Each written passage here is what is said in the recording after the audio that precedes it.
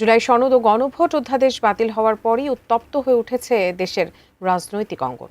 জানিয়ে তীব্র সমালোচনা করছে বিরোধী দল জামায়াত ইসলামী ও এনসিপি। এমন অবস্থায় জুলাই সনদ পূর্ণাঙ্গ বাস্তবায়নে রাজপথে থাকার ঘোষণা দিয়েছে বাংলাদেশ ইসলামী ছাত্র শিবির। বিস্তারিত জানাচ্ছেন ত্রিবেণী তনু। জুলাই অভ্যুত্থানের চেতনা এবং জনগণের ম্যান্ডেট নস্যাৎ করার অপচেষ্টা চলছে, এমন অভিযোগ করেছেন বাংলাদেশ ইসলামী ছাত্র শিবিরের কেন্দ্রীয় সভাপতি নুরুল ইসলাম। 31 মার্চ ছাত্র শিবিরের 2 দিনব্যাপী কেন্দ্রীয় সেক্রেটারিয়েট বৈঠক ও ঈদ পুনর্মিলনী অনুষ্ঠানে সভাপতির বক্তব্যে তিনি এমন কথা বলেন।